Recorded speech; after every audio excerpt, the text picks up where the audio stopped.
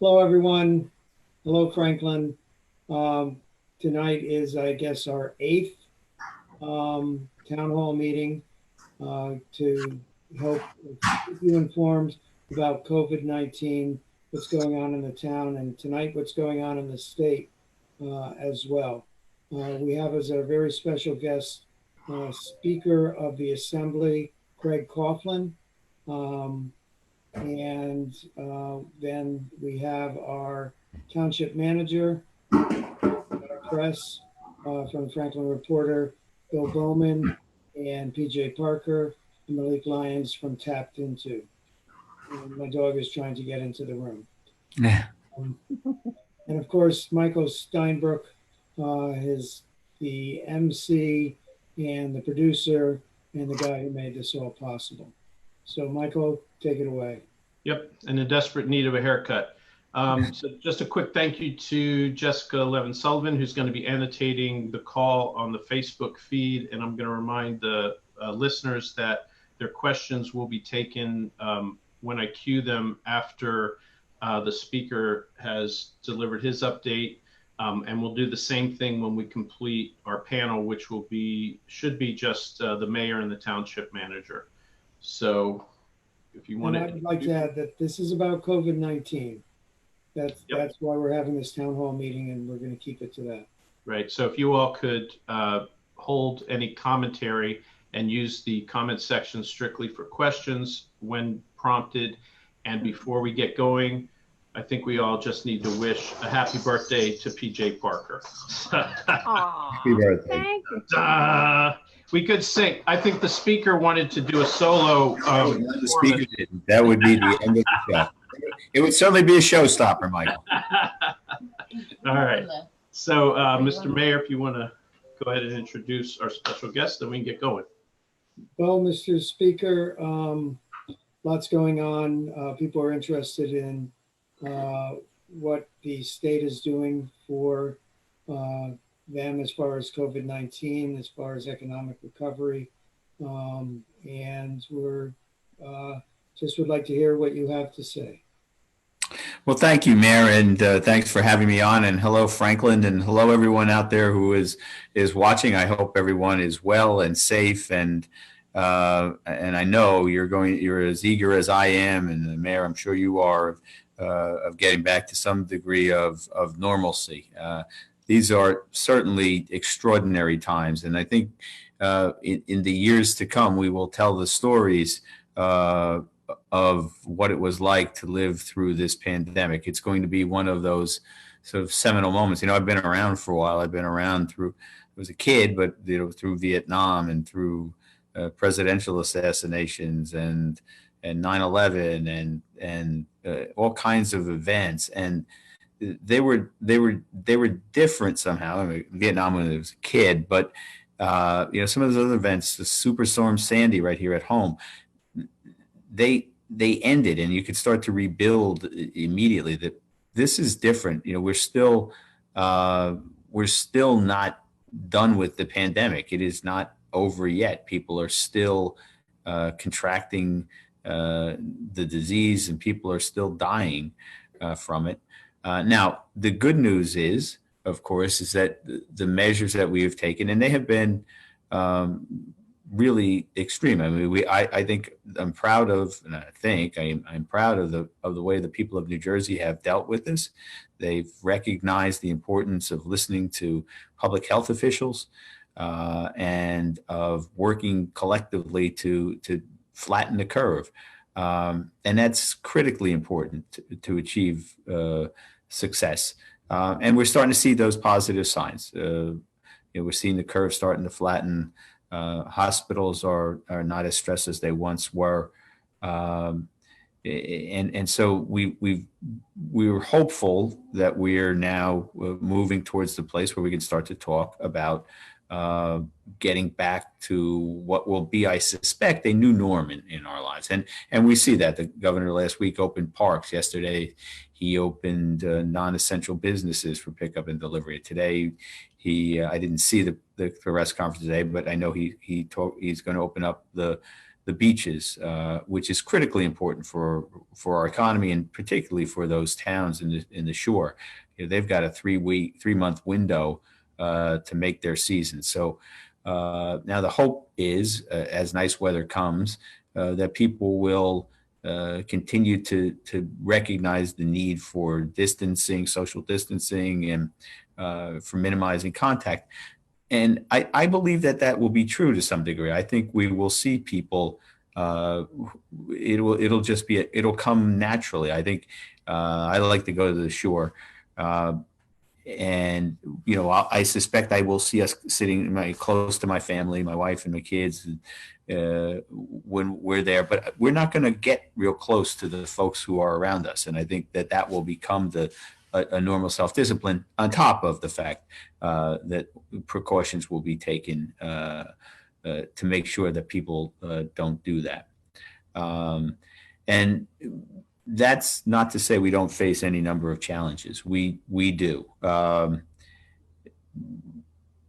I have a sense that people are have shared the sense that the curve is flattening and it's time to get back to work, and it is. I think we have some that poses challenges. Poses challenges because, for example, every restaurant is unique. And you can't, it's not just one size fits all. And you can say, here's the rules for restaurants. There can be general rules, but there are unique circumstances there. And if we're going to get back, and I don't know about you, Mayor, but I can't wait to go to a restaurant again and sit in the restaurant. So I think we're gonna have to face those challenges. How do we go about getting people to be able to go into retail facilities? What are going to be the rules there? Is it going to be about the number of people who can enter? Are we all going to wear masks? What other events can we have? I know I live in Woodbridge, and the mayor has not. He's postponed the fireworks for July 4th and moving them back. Now, how are we going to handle that, which is usually a huge crowd, as fireworks always attract huge crowds. So coming up with sane, reasonable, responsible ways of allowing people to get back together and get in touch is critically important and awfully challenging, because I think in order to we do need clear, easily understood rules as a baseline, and then I think we need to implement, and we have to trust. I think we're going to have to trust, recognize that business has an interest. The business interests want to open their facilities. They don't want people to get to contract the disease while they're there. People won't want to go to places where they're afraid of that. So I think it needs a collaboration between the business community and government. In order to make sure that those folks come back, because let's face it, the economic impact of this pandemic is devastating. Businesses have been destroyed. We have unemployment numbers that are Depression era type numbers. Revenue, I'm sure you see it at the township. We see it at the state. Treasurer talked about being $4 billion short, and the overall estimate is we're going to be $10 billion short in revenue. How do we? You can't just replace that easily. Now we're going to try, and we're going to come up with ways to get through it, and we will, just as we all do. But it's going to take hard work. I think it's going to pose some real challenges in terms of what we, how we go about that and how we distribute. The kind of the cruel part of it is, at the time when we have the most need, we have the least resources. And that's going to be some of the challenges that we face. Now, everybody's working on it. And I have a panel, for example, that will meet for the first time tomorrow of people from across the spectrum, from social services to the restaurant industry to Dr. Brooks, who invented the swab at Rutgers, to education and tourism. So we need to address all of those, and then we're going to have to make the tough decisions about where to invest the resources that we do have. I think we don't need we can't just take one fell swoop and say we're going to cut everything by 5% or 10% or 20% or whatever percentage to get back to a number. I think we have to make a real evaluation, because I think what is essential to getting the economy rolling again is getting people back to work, first and foremost, because that's when our economy is humming. It's when people are out there going to work, when they have money and they're able to spend it. That's what keeps the economy churning. That's where we were just a few months ago. You know, the budget that Governor Murphy presented back in February was based on a set of robust revenue numbers. We were doing really well. That has been wholly wiped away. And so we're going, you know, as many people out there may know, and some may not, we've extended this budget year through September. And then we'll have a 15-month budget year this year, and then a 9-month budget year from October 1st through June 30th to get back on cycle. And we did that for a few reasons. We did it because it allows us to get some better revenue figures to really assess the gravity of the situation. Also, when the feds moved the tax filing date to July 15th, it took it out of our cycle in order to stay with them. You know, it meant we couldn't have the revenue and revenue estimates going forward. I also hope we get a little peek at what a recovery might look like. I'm hopeful that that we will see some forward-moving economic activity in July and June and in August before we have to make those final decisions, and what I suspect inevitably will be cuts on some of the spending side. But what we have focused on in the assembly right from the get-go was to try and lay a baseline of avenues of support. We've passed, I think, 40 bills that have addressed things from establishing funds to for employers to tap into with the hope that they would keep people on their payroll. Candidly, that didn't work so well. That it was just overrun by the number of unemployment. Business reacted very quickly and laid people off. People very quickly went on to unemployment. We've passed bills to allow, as I said, some taxes to be deferred. We've allowed them the tax filing date for corporate and personal business tax. We've built in some ability to have rent protections. We passed a bill today for rental assistance for people, because that helps in two ways, right? It helps the tenant. It also helps the landlord because if they're paying their rent, then they're probably able to pay their mortgage, or better able to pay their mortgage. But we can't understate the devastating effect that this pandemic has had on so many people's lives. One of the things that I have, and I know you know, Mayor, is I'm greatly concerned about food insecurity on a good day. I'm incredibly concerned about it now. All you need to do is look at the newspaper or look on television, and you'll see the incredibly long lines of people. People who used to be donors to food banks are now recipients. So we have some real major challenges to face. I think we have to face them straight on, recognize that we're going to have to do hard things, and figure out where it's best to invest those resources to get the economy rolling. We're going to continue on, and we really do need federal support. That would be the thing that would really make life a lot easier for New Jerseyans. There's a talk. There was the CARES Act, and we've gotten a fair amount of money for that. And good work by the governor to work with the White House to loosen some of those strings so that we have more availability of the funds that we have. Some of it was for technology for students. We've also gotten money for transportation. So there's that. But what we really could use is a big infusion of capital that we can send out to folks who are affected by it. So I think we're doing, as many things as we can at the state level. And I'm interested to hear what my panel of experts has to say about things that we ought to be doing in the future.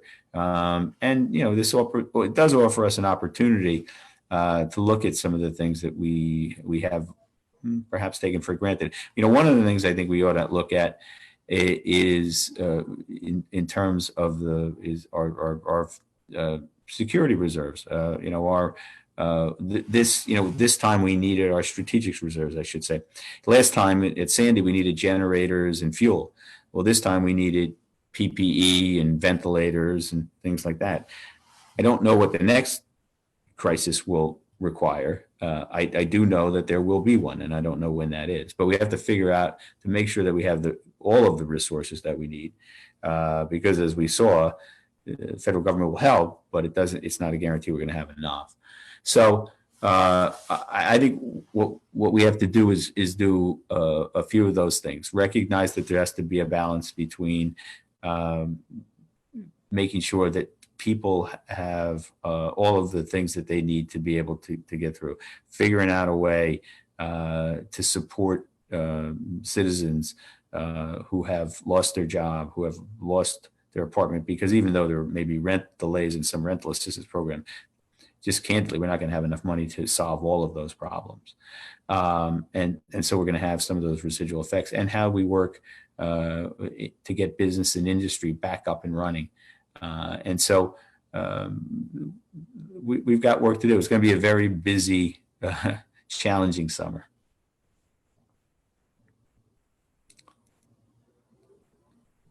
I can't hear you. Speaker. Did we have, I guess we're going to the press next.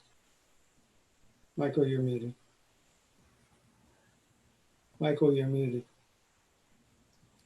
Sorry about that. Yes, starting with the Franklin Reporter and Advocate, and I would imagine the birthday girl would have the honors. She does now. You're muted, PJ. Go ahead, PJ. For your time. I appreciate it. I appreciate Mayor Kramer organizing these meetings on a weekly basis to keep Franklin informed. You mentioned something about hard things, and what that brought to mind for me is what exactly is the criteria for which types of businesses will open and when? Right now, we have a label called non-essential. What exactly does that mean? Well, I mean, and first of all, happy birthday. Thank you so much. I'm flattered that you would spend part of your birthday talking to me. And I hope you have a lovely evening when we're done. Well, I mean, look, the governor has outlined in his executive orders what essential businesses are. But the real recovery will include essential and non-essential. I think the criteria that will be important to me is what I said in the process as we went through this was, I think it's going to be those industries that bring back the most people to work. How do we get people back to work? I think I get to talk to any number of people. I'm on the phone all the time, and people just want to, in order to get back to a norm, even if it's a new norm. They need to be able to pay their bills. They want to be able to feed their families. I mean, it's as simple and as basic as that, which also means it's that critical. So for me, figuring out the industries where we're going to, the restaurant industry, for example, I talk about it a lot because I happen to love it, restaurants, but beyond that, it is one of the largest employers in the state. We have to figure out how we're going to get people back to be able to do that. Now, we have one of the benefits we have is the nice weather is coming. And so maybe depending on, again, their uniqueness of the individual restaurants, some are big, some are square, they're rectangular, they're round. But if we can help push some of that outside, maybe there's a parking lot there, maybe that we can allow some tables outside. Maybe we can let people use some of the sidewalks because we can create the space that we need to allow for the distancing. So those, PJ, are the things that I would identify. Where else can we go to drive back big numbers of employees? That's where I would say we focus on those. Not to say we ignore the others. We can't. But those areas, you have to identify where they are. Let's see the industries that are hit the hardest. Some of them are probably obvious to us. And then go about figuring out how you come up with a reasonable plan, and then figure out what you need to invest in them to help them get started. Mm-hmm. Okay, I appreciate that. What are some of the criteria? I mean, we're just getting started bringing businesses back, but suppose the numbers spike. Suppose there is an increase in COVID cases and fatalities. What's that going to do? Oh, if this is devastating, I don't know if I can think of. I just lost you. I don't know if I can think of the adjective to describe what I fear would happen from that.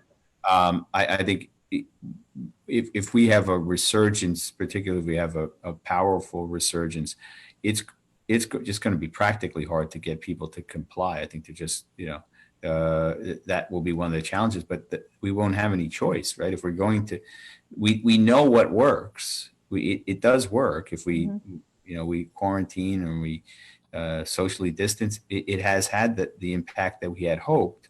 So getting people convinced to do it again will be an utterly remarkable challenge. So, and that's the risk of going too fast, too far, or too fast. Look,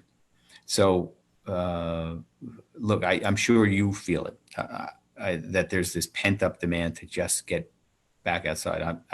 I'm delighted that the shore is going to be open. I hope that it doesn't get overrun, and that we have a spike in cases.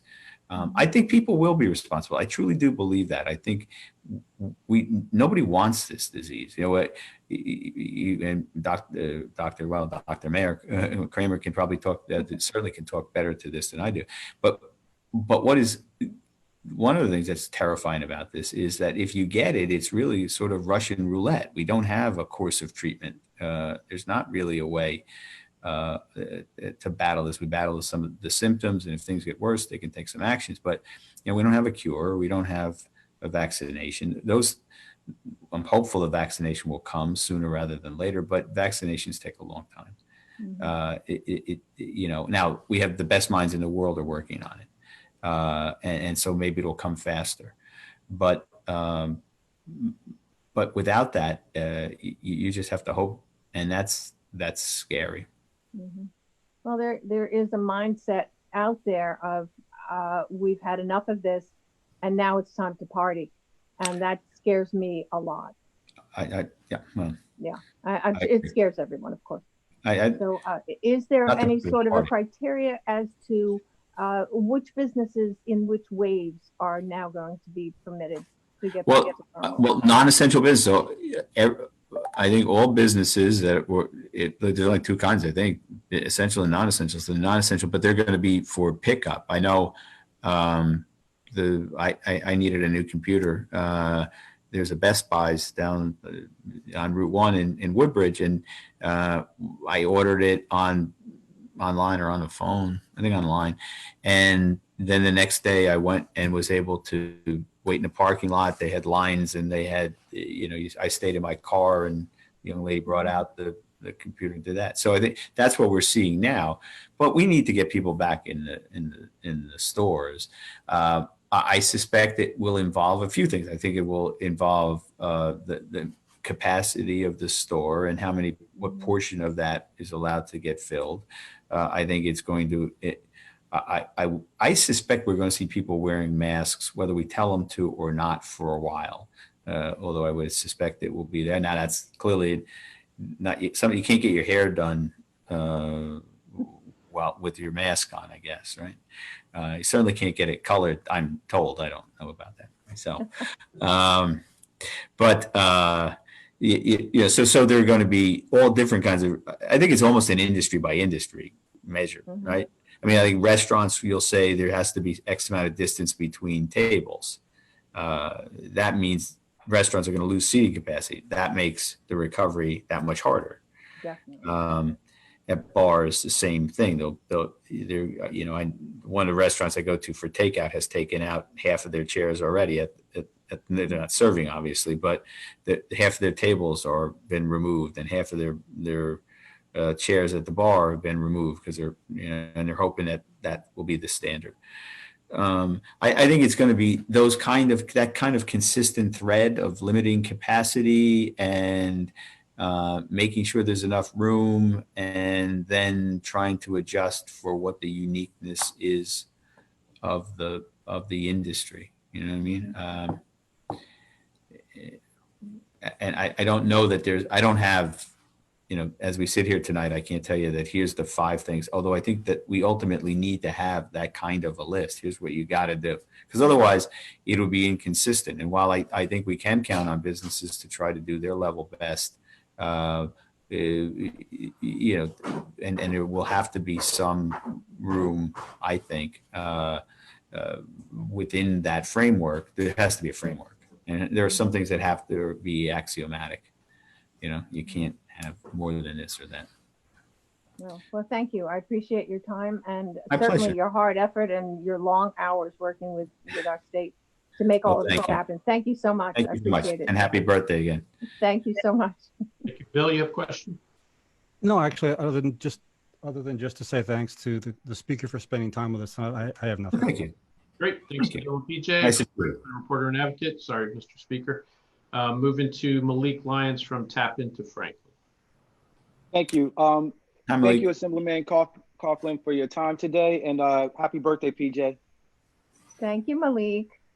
I did have one question. Can you talk to or speak to your coronavirus pandemic relief bill that you I think it just passed a major part today in Assembly. Could you speak to that? Because I believe it's a bill that will help municipalities be able to borrow against or to issue bonds or something like that. I just saw. Yes, it would allow municipalities to borrow in order to help support their efforts in the pandemic, the fight against the pandemic, and for the funds that they've they had to expend to do that. It's a short-term borrowing. I think it's a 10-year repayment plan.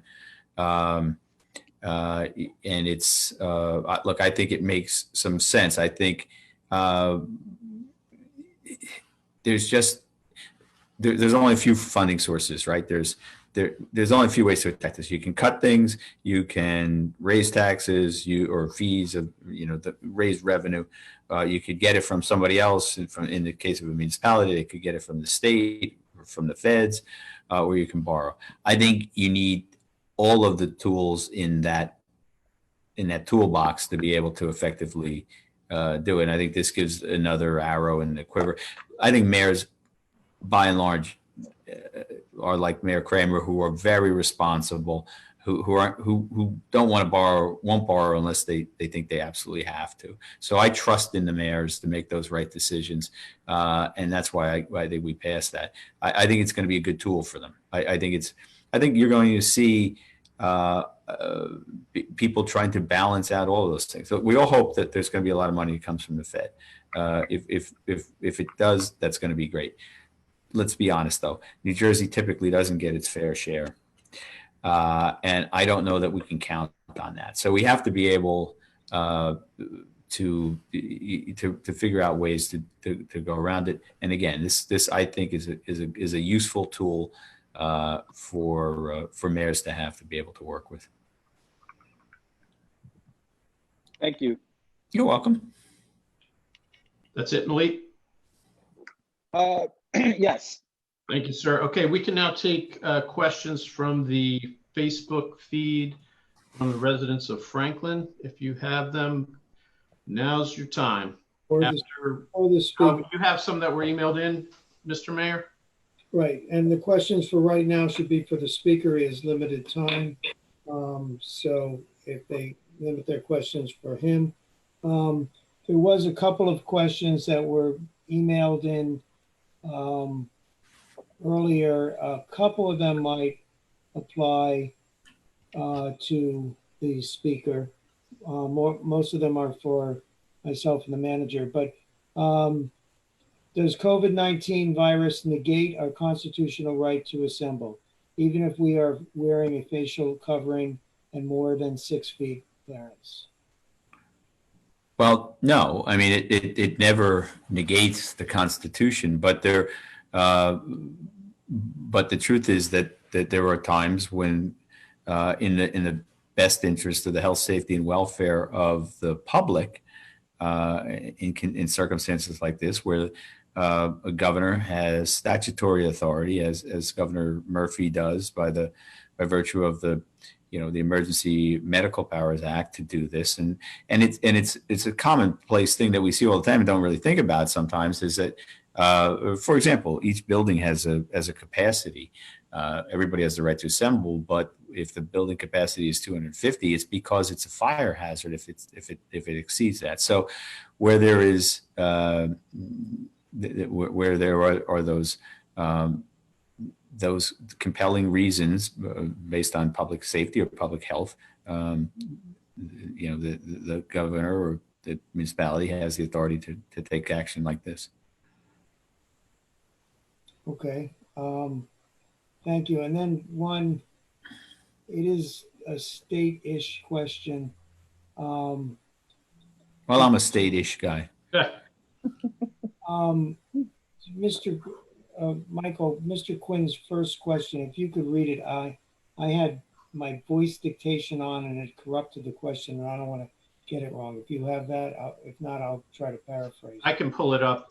If you don't mind, I can read another question while I have it if you'd like me to read it. I'm looking at it right now. Yeah, go ahead. Sure. So we knew in early February from Washington State that nursing homes were a highly sensitive area for COVID-19 spread. Would it be safe to say that Governor Murphy's directive that nursing homes accept COVID-19 patients actually increased the risk and deaths in these facilities in Franklin? What changes are being made in policy to mitigate health risk to our residents in these facilities and mitigate lawsuits? So Go ahead.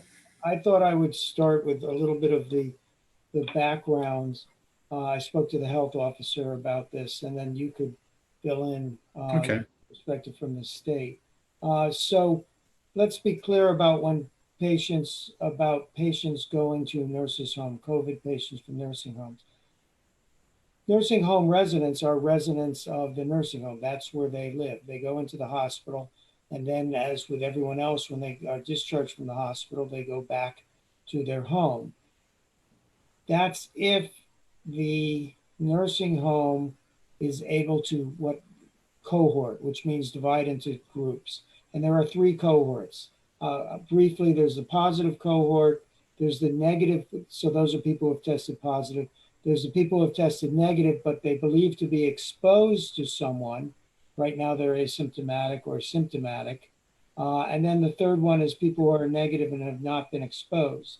So those people, if the nursing home is able to divide into those 3 cohorts and keep them separate, then the people who are discharged from the hospital go into that first cohort.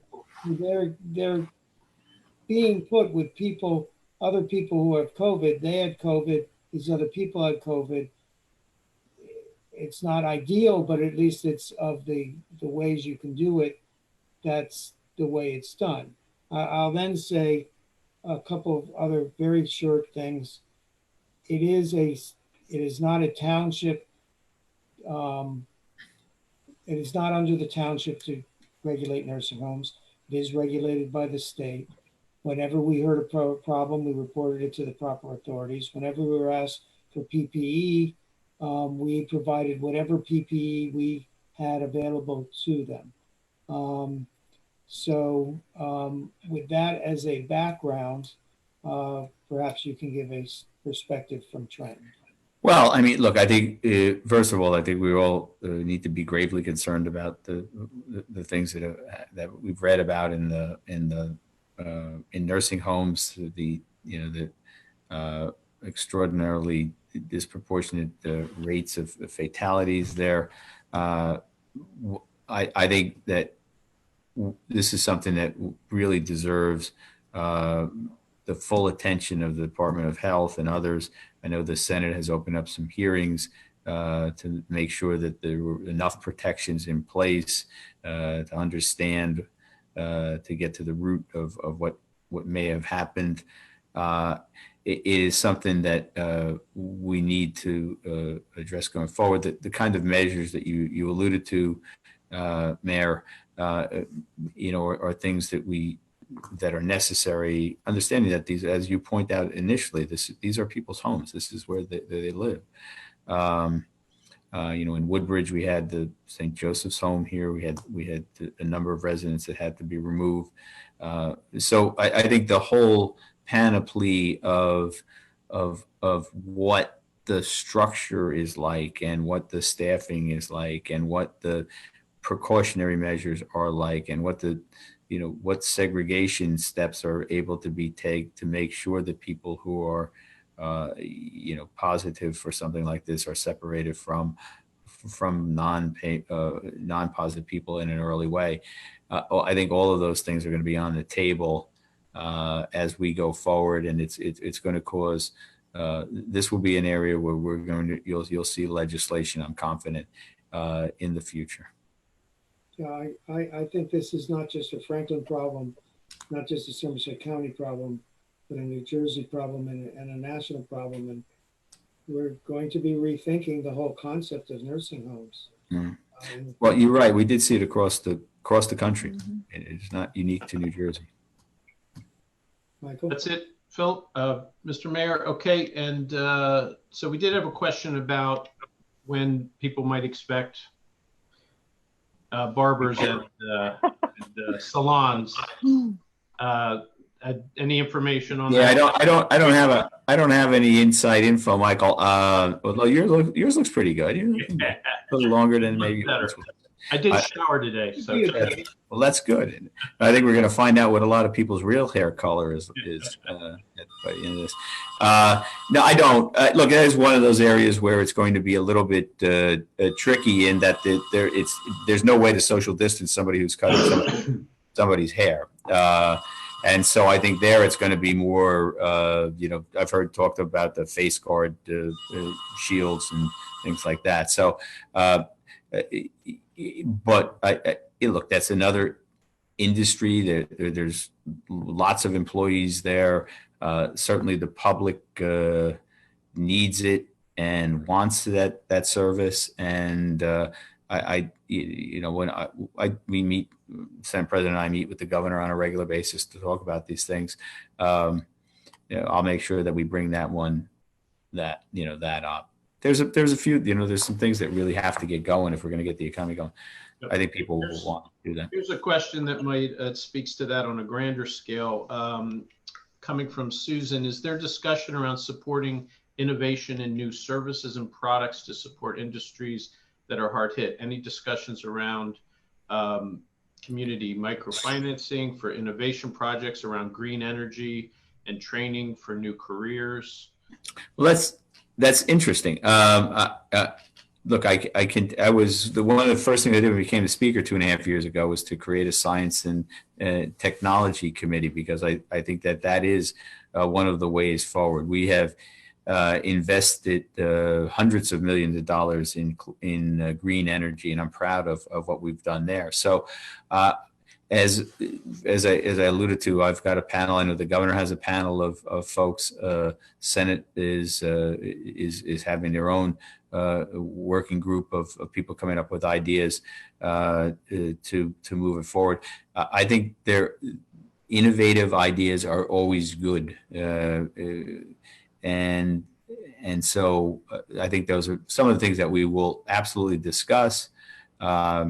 Now, as I said, I don't want to mislead anybody. On the investment side, there's going to be a real demand for less resources than we've had. Right? We're just going to have more people need more money than we have, and so there are going to be hard calls about where we invest. And so I wouldn't, it's a kind of situation where we want to make sure that we're investing in people who are going to bring people, I believe, going to bring people back as soon as they can. Whether that means that we have to slow down the investment or delay it or accelerate it. I think those things are all, that's what I mean by not just taking a one size fits all approach to the budget. So if an innovator can demonstrate that they're, and it's really got to be in an industry that there's that they have an opportunity to really get rolling on something, and that will generate a lot of jobs, then I think that that's a place where we might go. One of those places might be, windmills. We have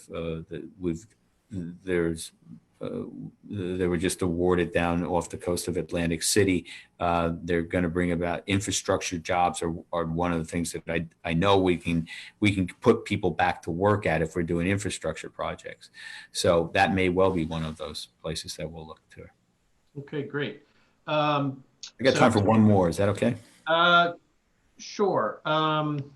Well, let me just look here. So here's a little tougher one. Why do you feel? That's a pretty easy one. Yeah. Well, I have one who's asking why churches aren't considered an essential business, but I know where that question will go. And churches actually can operate remotely, whereas others cannot. But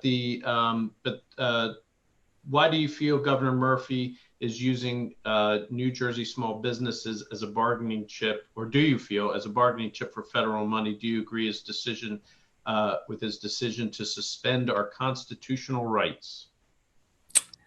Well, again, as we talked about a little bit before, I don't know that he didn't suspend the constitutional rights. I think what he did was he exercised judgment in the face of a pandemic in the public interest to help combat that. And I don't subscribe to the notion that he's using small business as a bargaining tool. I think what we do when we talk about a need from somebody is to talk about how we have an opportunity to help those people. And I think that's certainly the tone that have in the legislature, in the Senate, in the Assembly. When we have conversations with the governor, there's genuine concern and caring about small businesses, and I don't even know that I can think of an example where it could even be interpreted to be using them as a chip in a negotiation with Washington. Certainly, the governor is attempting to get every dollar he can from Washington, and in that I clearly support him. But I don't know if I accept the premise. Okay, thank you, Mr. Speaker. And I know you actually stayed later than our agreed time, so we appreciate you. Well, it was nice. It was great to be here. Thank you for having me. And we do have some other questions. If you all want to review any of those, I don't know that any of those are appropriate for a panel, but I want to let New Jersey Assembly Speaker Craig Coughlin go, and Mr. Mayor. Thank you, Speaker. It was quite an honor to have you, and I learned many things from you. Keep up the good work. Thank you. Keep us safe there and stay safe yourselves. You keep up the good work as well, Mayor, and to everybody in Franklin. Thank you for a few minutes of your time. PJ, Malik, thanks for the questions. Bob, Michael, thank you, and Mayor, thank you very much. Keep up the good work, and you're doing a phenomenal job, and keep Franklin as strong as it is. Thanks very much. Have a good night, everybody. Thank you, too. Bye-bye. And we'll review some of the questions that remain to see if any of them can be answered by the mayor or township manager. But we're going to go to our updates. Mr. Mayor, did you have an update that you wanted to start with? Sure. So last time there was a question about,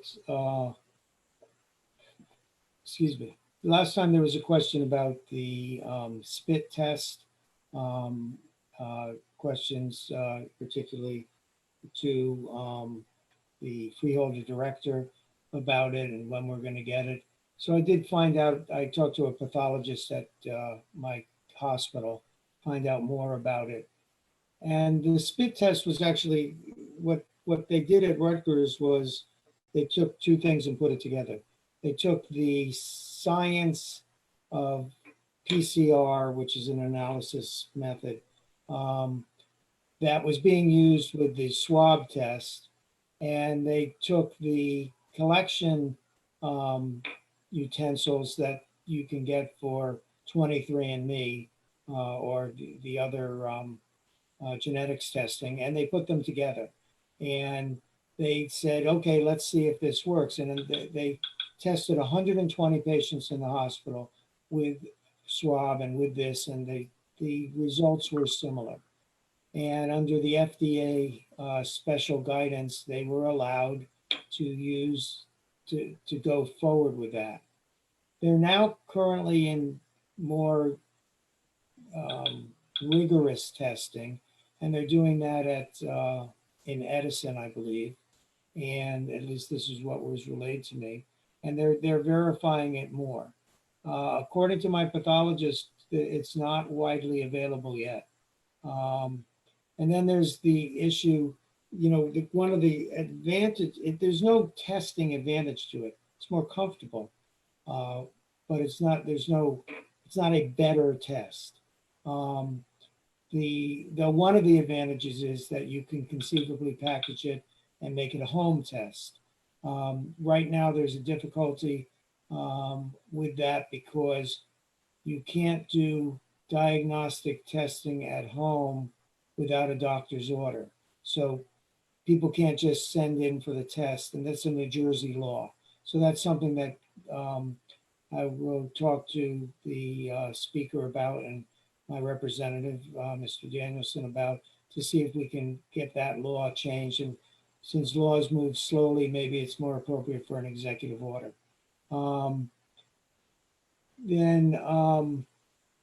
I was in contact with a clergy member who does absolutely consider, maybe that was the person who asked the question, house of worship services as essential. I don't know if business is the right word, but an essential service.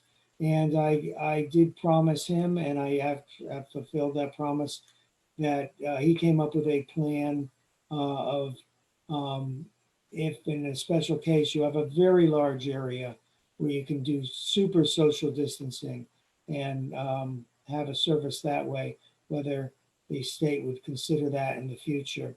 And I forwarded that to the state as, is that a consideration for some time in the future? But now a little bit of good news. If you've been following my my Facebook page, I do some math, and I talk about something called doubling time. And doubling time is the amount of time it takes for the number of infected people to double.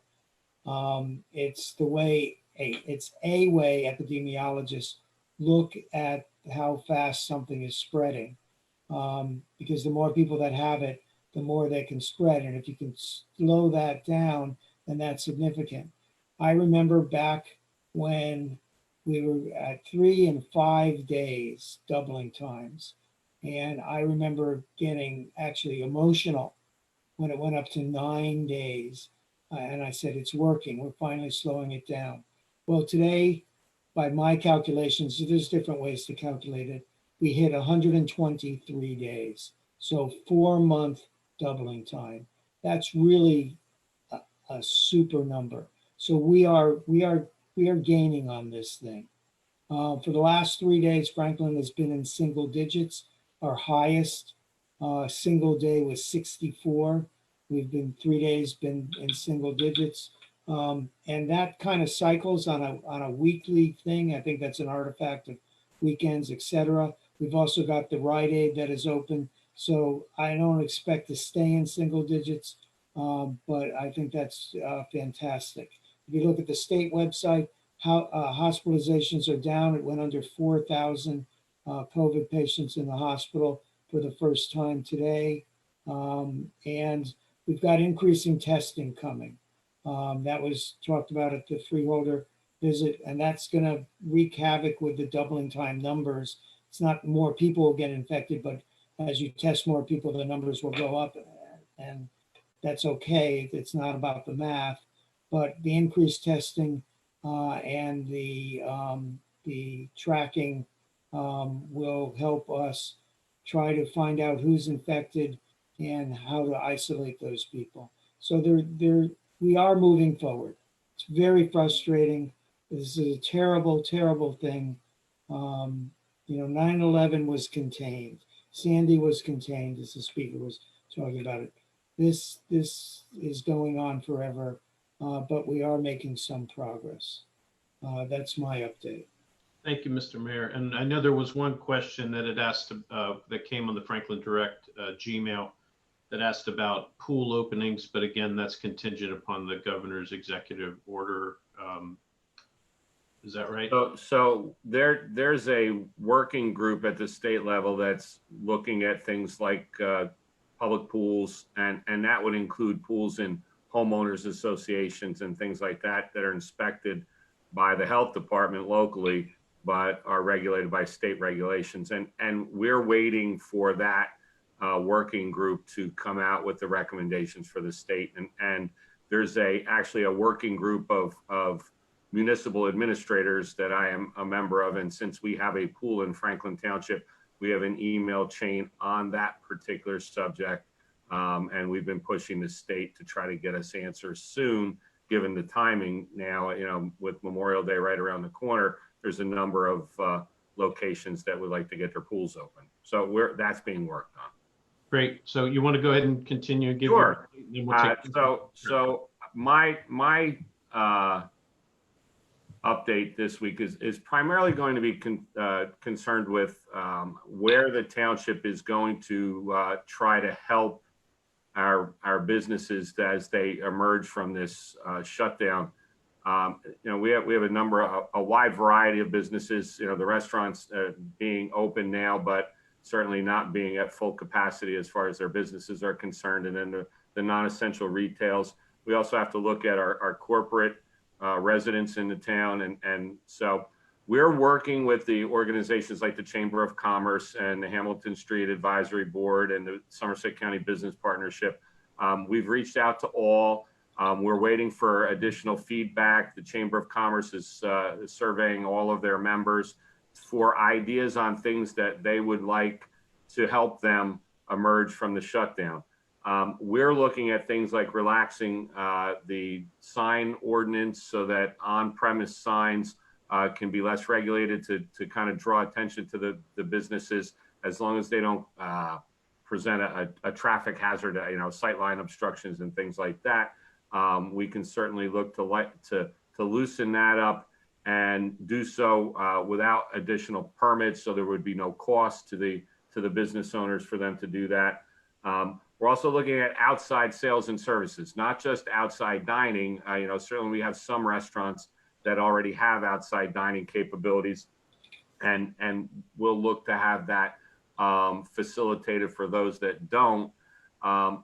When we kind of looked at this, we realized that, generally speaking, and the speaker spoke to this earlier, we're anticipating reduced capacity at all of these businesses. So reduced capacity means a reduced parking demand.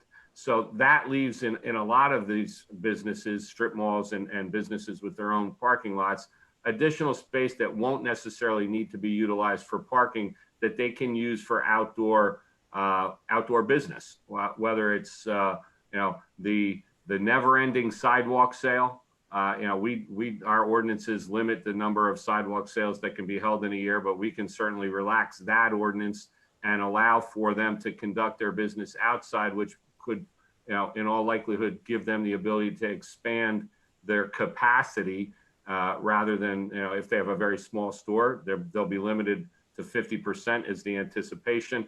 That means very, very few shoppers, but if they can move it into an outdoor area, that could open things up, and we can do that relatively easily without a fee. We're going to look for a mini site plan and an approval process to ensure that there's not any hazardous conditions that are created, but we can move quickly with that. Some of the members have asked for that don't normally sell food, but would require a permit through the health department if they wanted to give out food, say popcorn or a hot dog machine, things like that, to draw customers in once they're able to open. We're working with the health department to see if we can facilitate that in an expedited fashion without any additional cost to the business owners. We're looking at, and then just in general, an expedited review process for any permits that might be necessary as we move forward. And then another thing that we're looking for is that if there are licenses or permits or approvals that are in place now that need to be extended, rather than making a new application, we're going to look to have all of those extended without any additional work on the part of the businesses. So that's been my week, and working with the economic development director and trying to come up with ideas, and then just taking in the ideas from the businesses themselves. One of the biggest challenges that we anticipate having as far as businesses are concerned are our hotels. It's not just, they're for argument's sake shut down now just because no one travels at this particular time, but that they'll see a significant hit from a revenue standpoint, and we're going to have to work with them in any way that they feel it's necessary for us to try to get them back on their feet. So that's our challenges, and that's some of our plans right now with the local businesses. And from a municipal government standpoint, not much has changed since we last met. We continue to provide the services either virtually or by phone, and certainly in the case of the police department and public works, out in person. They're still out doing the job that they do every day. So that's where we're at. Great, thank you, sir. We're going to go to the press, starting with Malik Lyons from Tap into Franklin. Go ahead, Malik. Yes, thanks again, Mayor Kramer, for putting this together, and well, Michael for putting this together, and Mayor Kramer for being a point person. All credit goes to Michael, all blame goes to me. Perfect. That's the way to do it. Unfortunately, Dr. Ravalli isn't here right now, but I did have a question regarding things like wave parades and things of that nature. Are there any discussions on alternatives to that for our community? Because I do know, and I don't know what the follow-up has been, that we did have something with some of our fire departments where they would do things for birthdays. Like, is there anything, like, hopefully there isn't, but is there any plans to enhance these type of activities or to keep supporting them, or what exactly do we see going on there? And Mr. Warnlacher, one of the, just to tag on to that, someone had asked about whether or not the fire department had any part of that decision under their purview, or if that was strictly coming from executive order. So it comes from executive order, and so the police department has been organizing, we'll call them wave parades or drive-by parades, birthday parades, whatever it might be. I know there's been a lot of discussion in the press over the last couple of days about comments that were made by the state police superintendent about these parades. I don't think that we need to bog down the discussion here. The police department, like any other activity on a public roadway, needs to be involved in that activity. The Board of Education has not discussed with us anything in detail about any parades related to graduation, whether it be 8th grade or high school. If there's a discussion that needs to be had, we'll certainly have it, and we'll facilitate it as best we can. This past Sunday, I know Councilman Onajaka, or Deputy Mayor Onajaka, mentioned it at the council meeting on Tuesday. There was a parade of sorts organized in the West African community of the township to go by all of our long-term care facilities and hospitals in New Brunswick.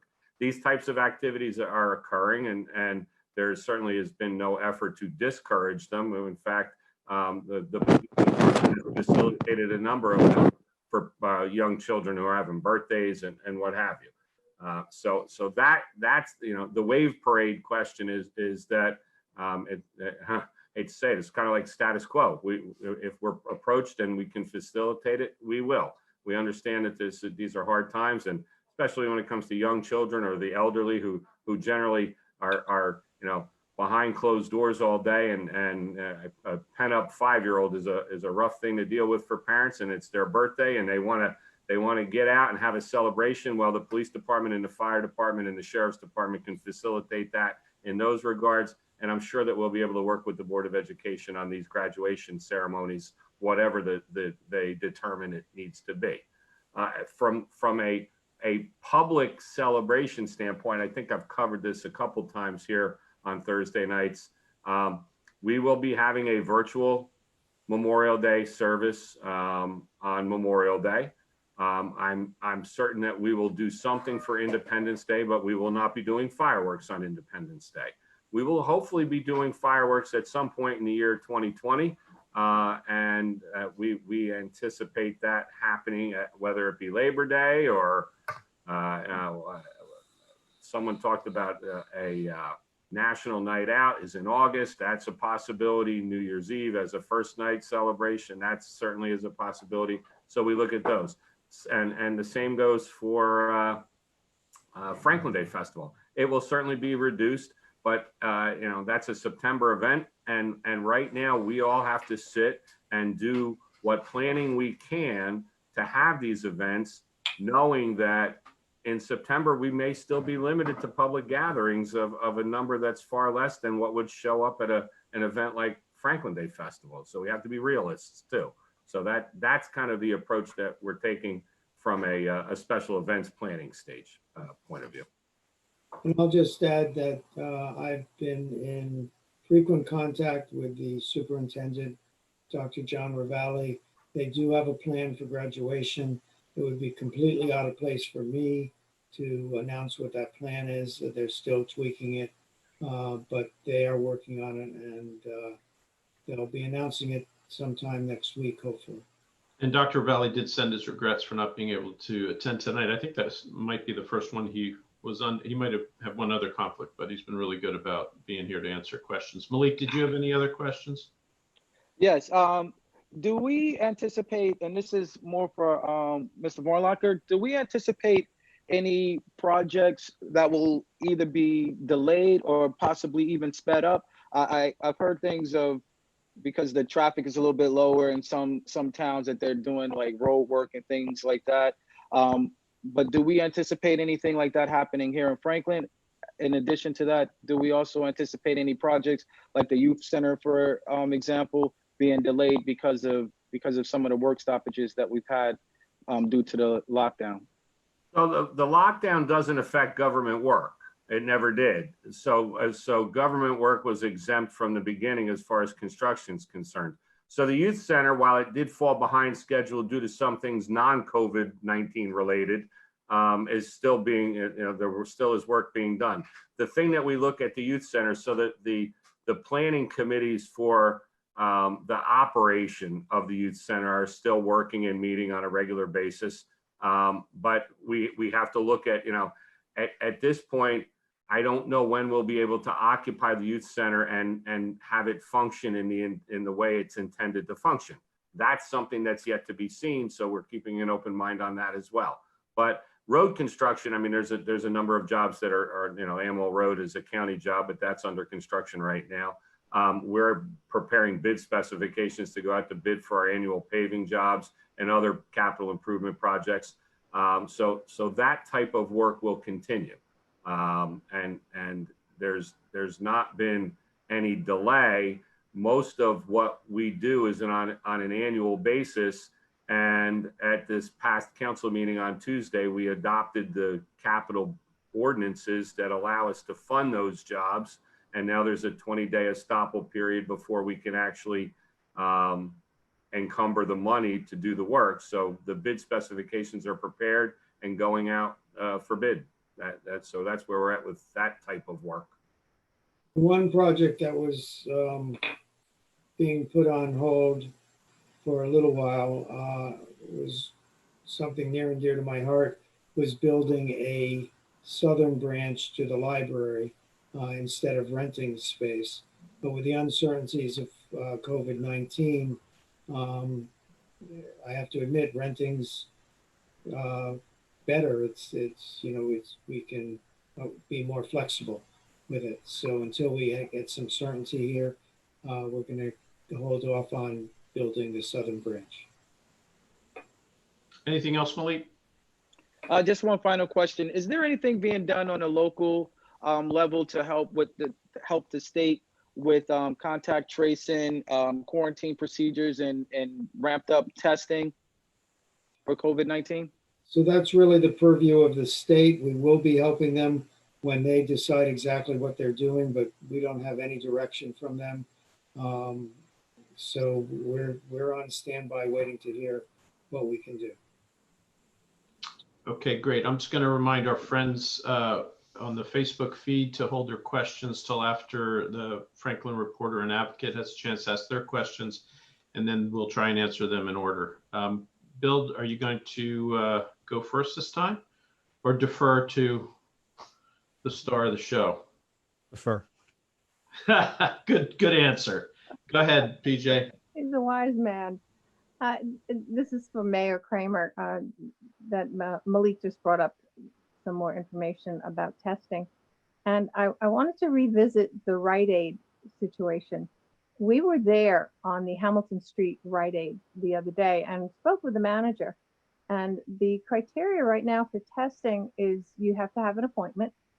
And what you do, it is a saliva-based test, and it's drive-through, and the results are conducted by Rite Aid and back to the testee within 7 to 9 days. So I was wondering if there's any further cross information or that just seemed to be contradictory to what is thought right now. Any additional what information? Cost? Cross information. They seem to say 7 to 9 days, we'll have your results back. I don't understand. And that was from the manager directly. I don't understand the conflict of the question. Well, if I misunderstood you, then I apologize, but I think you did say that there was not a means to get the testing back in a timely fashion, or no means to get a testing back if it's a home test. No. What I said about the home test is currently New Jersey law prohibits someone from getting a test without a prescription. Now, I don't know how, and this is what the pathologist told me today. So maybe there's some inconsistencies there. I can see what you're saying about if you can just walk into Rite Aid without a prescription, why do you need a prescription? But for a home test, he felt there was that the state law prevents someone from getting a test, getting results, and then just being left on their own. Maybe Rite Aid can do it, and maybe the pop-ups can do it, because if you have a positive test, they're there to tell you what that positive test means. But if you do a home test and you get a result, then who do you go to? Who tells you what the answers are? I'm just guessing. I mean, you bring up a good point. There is an inconsistency in what I said and what you said, and I'm just going to have to find out more about that. It's a good question.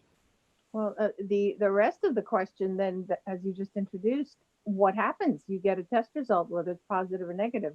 Obviously positive, you want to follow up. Then what? What's that next step for that person who tests positive? You mean from Rite Aid? From, well, for purposes of this question, yes, from Rite Aid. So, I mean, I hope Rite Aid, I mean, it's a good question, and I'll be asking them tomorrow how they're set up to do that. I hope Rite Aid has the ability to send them to the right people.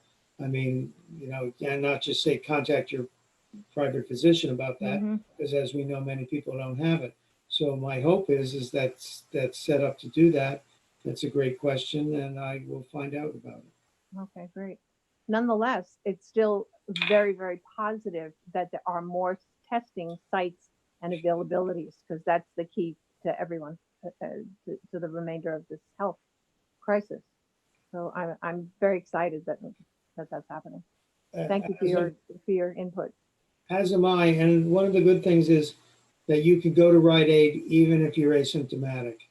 And that's going to get us some baseline as to how many people are positive that are asymptomatic, that never had a symptom. Because we don't really know that number. We had some results out of New York State that 14% were asymptomatic and tested positive, but we don't know that number. Now, the problem with this, it's called a convenience test. It's like an internet poll where you're not randomizing. So you're not pre-selecting. So the numbers have to be taken with a grain of salt. But I agree with you. It is a positive thing. I'm just making a note for myself to remember to call Rite Aid and find out. Great question. Did that represent a change, Mr. Mayor? You remember when I went through the online screening for Rite Aid, and at the end of it, it said I was eligible? Are you sure that it's that there isn't some eligibility criteria? Well, they do seem to have some eligibility criteria. I don't know exactly what it is. Again, this is a corporation doing this.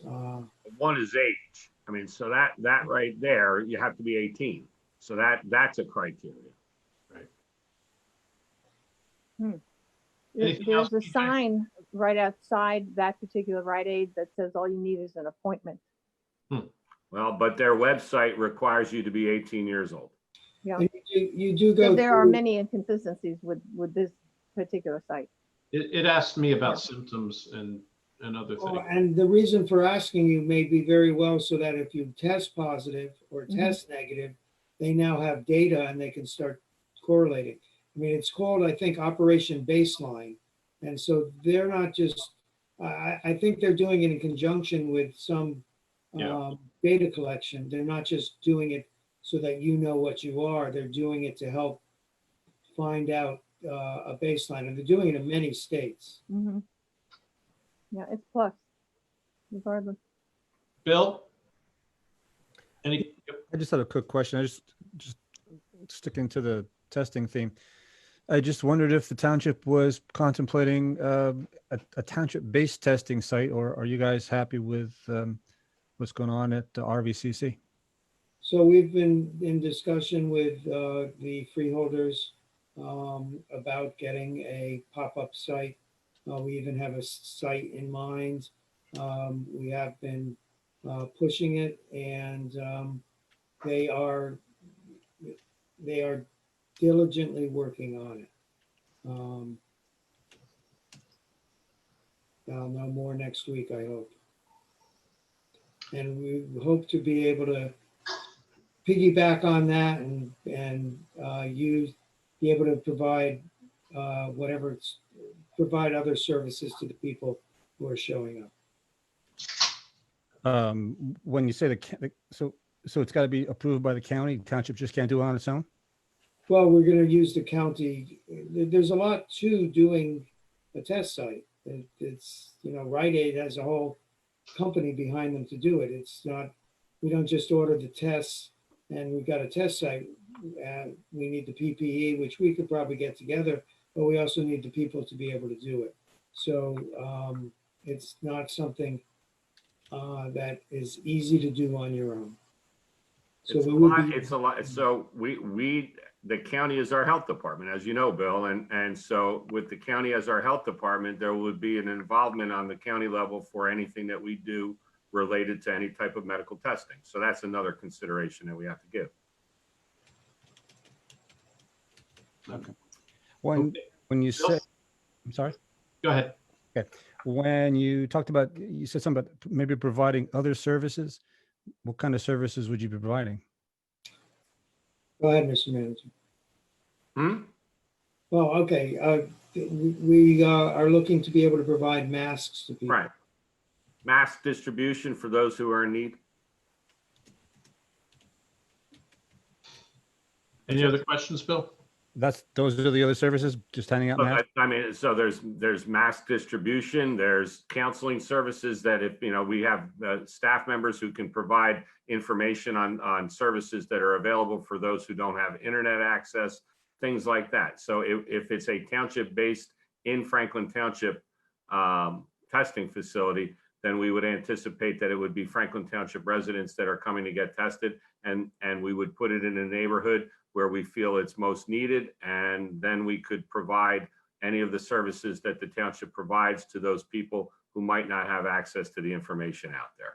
And it doesn't seem in this day and age that would be very common, but I see it nearly every day in the parking lot of the municipal building when people come to go to our building and our building is closed and they say they don't know. And there has been a great deal of information put out about the fact that our building is closed, and yet still there are people who live here that don't know that. So that just shows me that there's a lot of information not being received by people, and a testing facility in Franklin would give us an opportunity to get that information out to people. You say that it would be located in a location in town where the folks would most need it. Any ideas where that would be? We have an idea. We'd have to clear it with other people, so I'm not going to divulge the site. It's got to be a big area and one that we would be able to control. Mm-hmm. Last question, Bill. We're going to wrap up in about 10 minutes. I want to make sure we get some questions for the from the feed. Go ahead. And I have some others that were mailed in, Michael. Well, then we're not going to hold the 90. Yeah. Does the township laid plans? Go ahead, Bill. Okay. Does the township have demographic information on COVID-19 patients and fatalities? No. Other than the nursing home information, which you can get off the state website, which if you've been looking at my Facebook page is highly flawed. Yeah, I understand. That's why I'm not doing that anymore. But you have no idea. No. By race, by age. Well, you have by age. I have age. I don't have by race or sex. I get an age. I get an age of the person who tested positive or the age of the person who died. And all the remainder of the information it's prohibited by Attorney General directive to provide me with that information. Prohibited to provide. Yes, there's an Attorney General directive that says that information is confidential and can only be provided to a law enforcement official for inclusion in the computer-aided dispatch system. That's it. And that's not demographic information. That's just their home address and their name. And no one's collecting the demographics, so we have no idea. No, I'm not saying no one's collecting it. I'm saying that the Township of Franklin, your question was, does the Township of Franklin receive the information? The answer is no. I'm moving to the other question. Is no one collecting it? I have no idea. You'd have to talk to the State Department of Health on that. So the state is collecting it. There is a required entry as to race, and one of the allowed entries is unknown.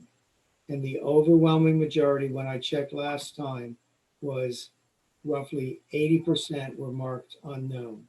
So the data is not very useful. And I did push the health officer on this one day, and she very smartly, I'm not saying she was being sarcastic about it, she sent me, without names, just a list of the day's results, and it was worthless. There was an occasional race entered, but most of it is just unknown, etc. So the data is worthless. When you have that low of a number, there may be a predisposition as to people answer only when under certain conditions, so that the data is skewed. And that's the problem with self-reporting. Yeah. Okay, I'm done. Thanks. Thank you all. And if I can ask our viewers, thank you for your patience. I'm going to ask you all if you'll need to enter your questions now in order, one per person, please.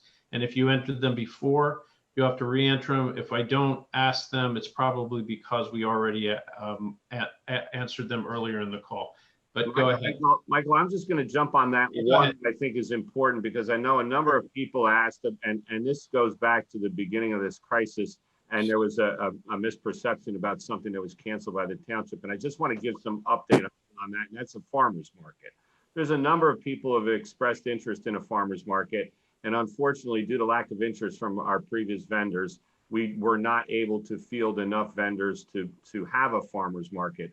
However, a lot has changed in the last 2 months, 3 months, and the Somerset County Office of Emergency Management sent out a survey to all the municipalities about farmers markets and interest in a farmers market.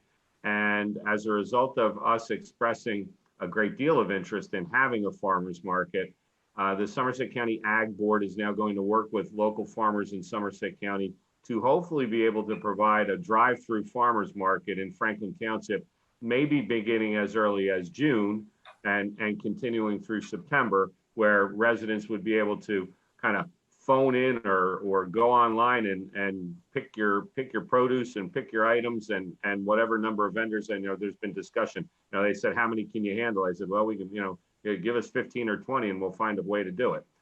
So that's kind of a positive discussion that's currently taking place, and hopefully I can report back more positive information as we move through this. Don't know where it will be. I offered up the municipal complex. There is some discussion about possibly Colonial Park, but that's kind of what we're looking for, and we're hoping that we can make it happen. So I want to. That was a question that was submitted to the website, and that's what I wanted to tell everyone. Yep, absolutely. Thank you for that. And another one we were asked was about tennis courts, whether we're going to be opening them. It's an active conversation we're having. I don't think they're going to be open this weekend. In fact, I know they're not going to be, but we're going to be actively discussing that and considering that and seeing as time goes by. We had one person ask 4 questions. I don't want to be accused of not answering them, but in the future, we're not going to, you know, in a regular town hall meeting, no one gets up and asks 4 questions, but I'm going to go through it this time. Does the township have plans to automate some of its operations in order to make itself more resilient going forward, Mr. Manager? So when I read that question, I kind of did what I just did now, scratched my ear and thought to myself, so generally speaking, municipal government is not something that the services that we provide can be automated. What's automated is maybe the way people pay for things or the way permits are issued. And we continually work to try to do that. You can certainly pay your taxes or your water bill online. But automation of services is kind of a difficult one. Kind of be a robot to fill a pothole, maybe, you know, or I think the mayor joked RoboCop. I guess, you know, we could look at that.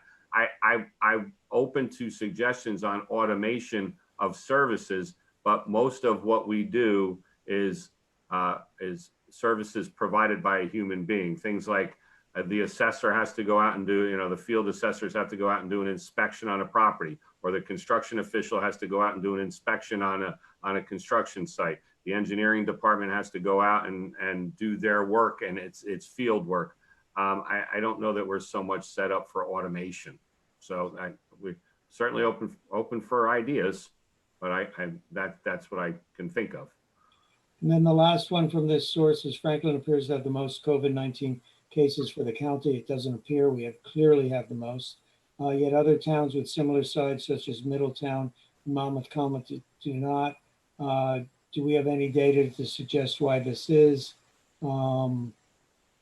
Is the governor's directive noted in question 1 possible reason? Question 1 was about the nursing homes, long-term care facilities.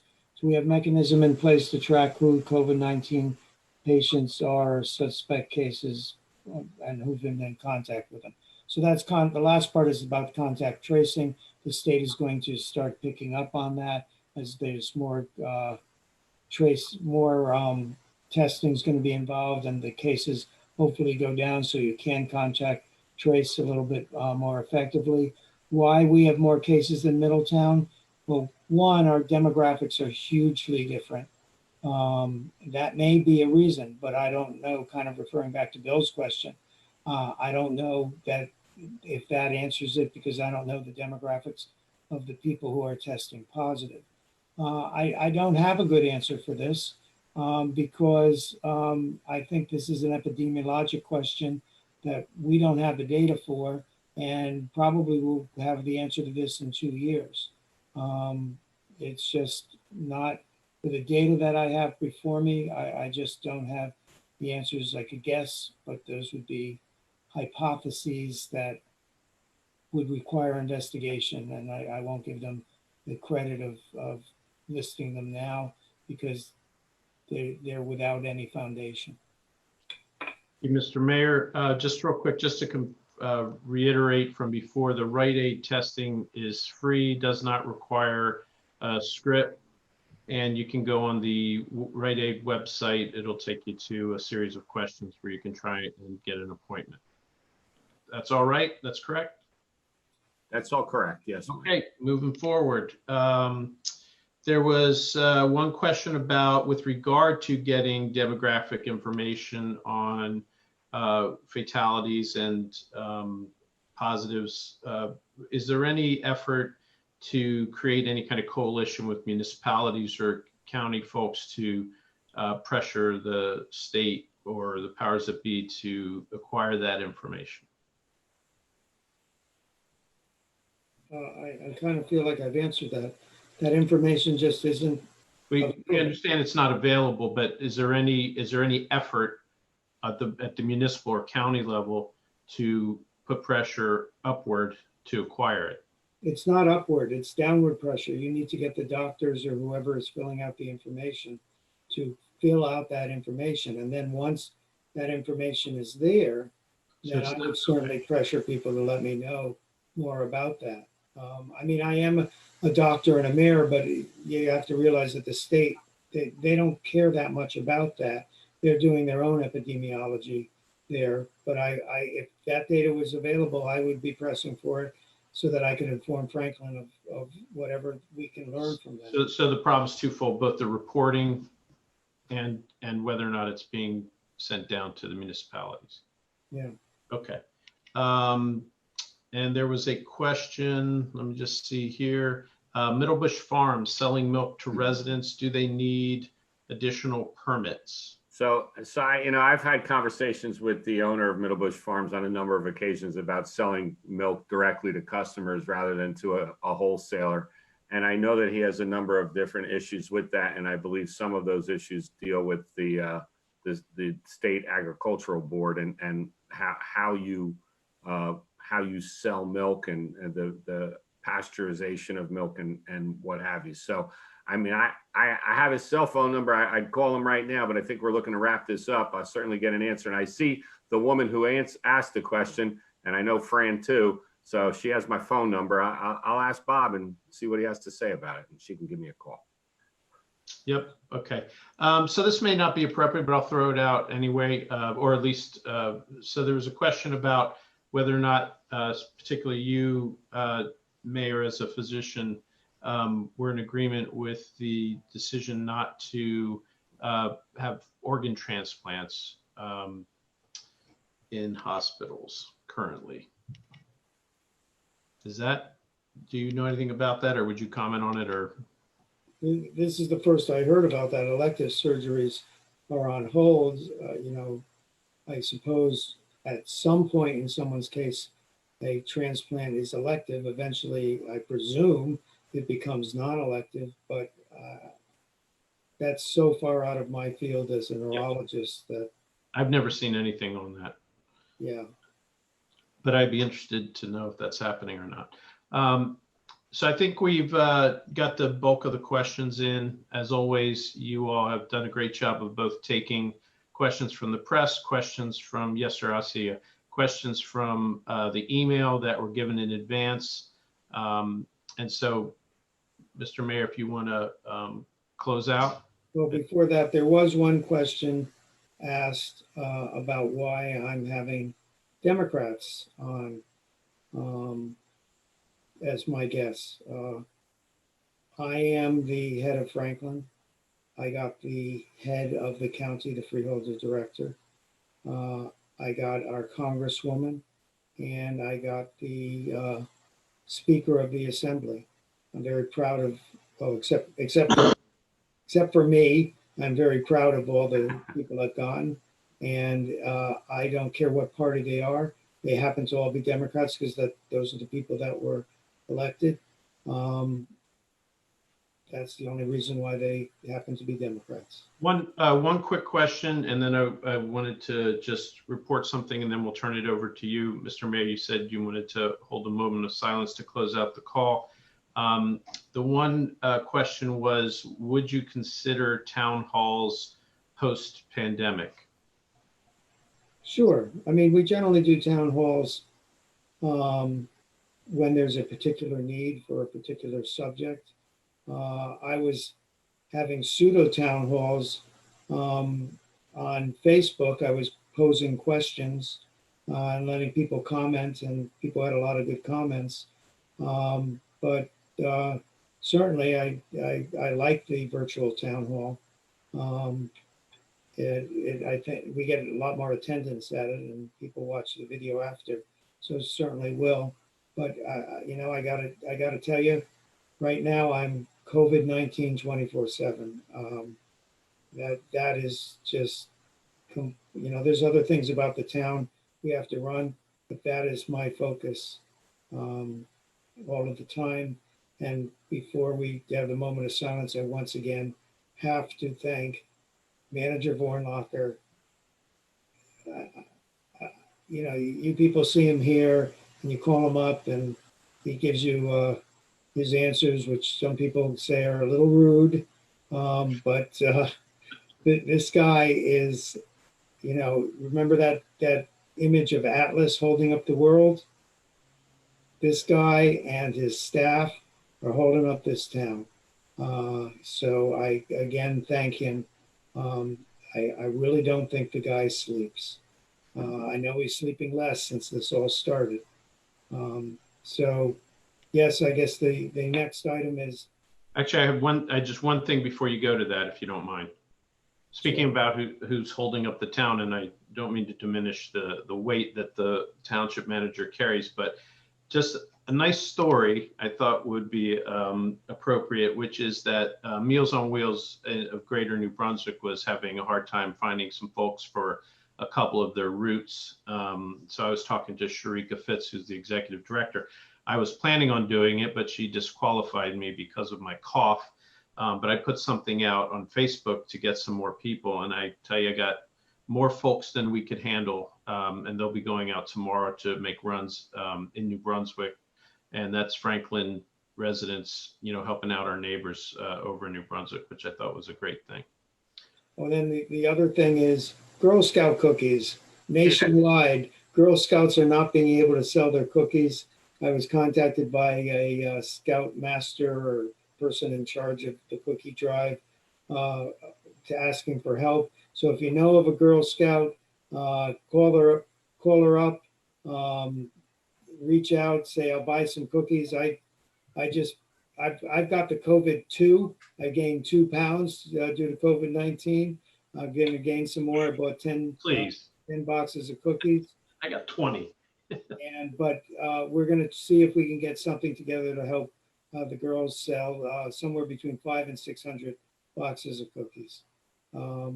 Anything else before we close, Michael? No, sir. So I think it's appropriate that we have a moment of silence.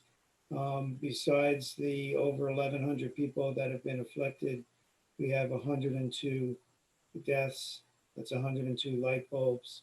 That's 102 families and countless friends that have been affected. So if we can have a moment of silence.